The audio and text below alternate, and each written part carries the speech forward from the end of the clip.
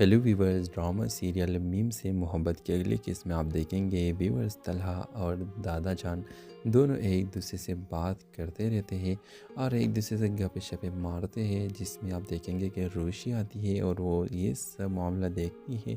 और दूसरी तरफ उसको ये भी शक पहले से हो गया है कि कोई भी इस घर में कोई भी मर्द ये नहीं चाहता कि शारिक का पता लग जाए।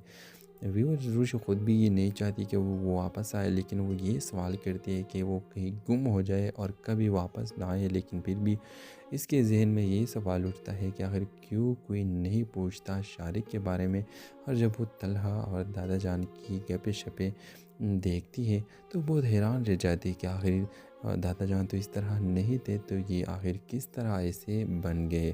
तो ये वो सोचती है और फिर अंदाज़ा इसको हो जाती है कि इन दोनों का प्लान ही था और कोई ऐसा रीज़न नहीं है कि इसके बिना पे मुझे उस लोगों ने धोखा किया।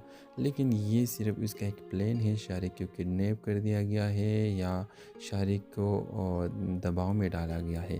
तो ये बहुत जल्द ये सब कुछ कहानियाँ जो सब रियलिटी है ये रोशी के सामने आएगी और रोशी और तलहा फिर भी एक साथ ही रहेंगे। तो अपने राय की इज़हार लाजमी कमेंट करें, क्या हो जाएगा अपने राय की इज़हार कमेंट करके हमारा यूट्यूब का चैनल सब्सक्राइब करें और साथ में घंटी का निशान लाजमी दबाइए।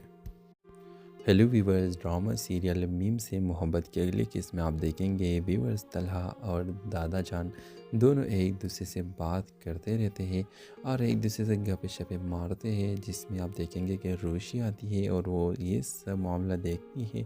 और दूसरी तरफ उसको ये भी शक पहले से हो गया है कि कोई भी इस घर में कोई भी मर्द ये नहीं चाहता कि शारिक का पता लग जाए।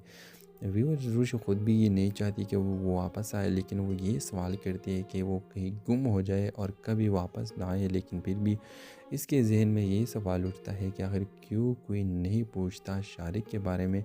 और जब वो तलहा और दादा जान की गपे शपे देखती है तो बहुत हैरान रह जाती है कि आखिर दादा जान तो इस तरह नहीं थे, तो ये आखिर किस तरह ऐसे बन गए। तो ये वो सोचती है और